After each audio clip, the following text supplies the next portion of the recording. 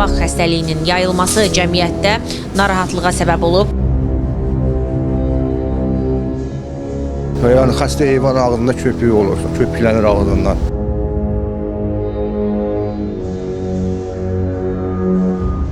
Vurulmamaq, ətin özünü tutmursa da, biraz sulu qalırsa, deməli bu ət sağlam ət deyil.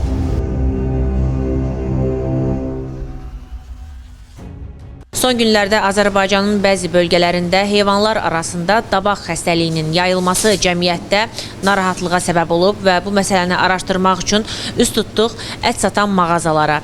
Görək, dabaq xəstəliyinin yayılması əhali arasında alıcılıq qabiliyyətinə nə dərəcədə təsir edib, ət satışa buraxılmamışdan əvvəl hansı prosedurlardan keçir? Bilirsiniz ki, son vaxtlarda dabaq xəstəliyi yayılıb heyvanlar arasında. Sizin mağazada alıcılıq qabiliyyətinə bu nə dərəcədə təsir eləyib? Bizdə dərəcədə deyəndə elə də dərəcədə çox təsir eləməyibdir. Sağlam heyvandır, heyvanımız buradadır, göz qabağında olan heyvandır. Cəmiyyətin gözünün qabağında kəsirik heyvanı. Hər gündə kəskimiz var. Hər gündə kəsirik, hər gündə satırıq. Həkim hər gün gəlir, baxır, peçatını vurur, ondan sonra satışa buraxırlar. Xəstə ət yəni belə rəngi belə olmur. Xəstə ətin rəngi sarı olur. Yəni ətin gözəlliyinə baxın bunların körpə danası ilə. Alıcı ayırd etmək lazım deyil. Burada həkimlərimiz yoxlayır. Biz də əti satırıq. Bu birinci. İkincisi də ki, bu dabaq xəstəliyi dədə-baba həmişə olan xəstəlikdir. 3 gün, 5 gün, lap bir həftə ərzində bu sağalıb keçən xəstəlikdir. Hamısının yəni özünün vaksinləri var. Bu əvvəlcədən indi vaksin də vururlar. Əgər vurulmasa da, mal, heyvan əgər xəstəliyə tutulursa da, onu da elə belə yəni müalicə eləyirlər. Hansı əlamətlərindən siz bilə bilirsiniz? Əlamət odur ki, ətin özü sulanar da, ya biraz indi rənginlənmir, bir də onun qurumamağı, ətin özünü tutmursa da, biraz sulu qalırsa, deməli bu ət sağlam ət deyil. Alıcılıq qabiliyyəti biraz zəifləyib. İndi cəmaət də televizordan, oradan-buradan eşidirlər, belə bir xəstəlik var. Ona görə indi adamlar çəkinir, qorxur. Ona görə biraz alıcılıq qabiliyyəti zəifləyibdir. Bəs ətin qiymətinə necə təsir eləyib bu məsələ? Heç, yəni ki, ətin qiyməti eyni qaydadadır. Yəni həmin qiymətdir. Bizim müştərilər hal-hazırda elə bir sual cavab eləmirlər. Hal-hazırda biz günə 1-2 dana kəsirib və satırıq. Yəni heç bir bizə bir təsir yoxdur. Sağlam mallar, həkim konkret nəzarət edir hamısını.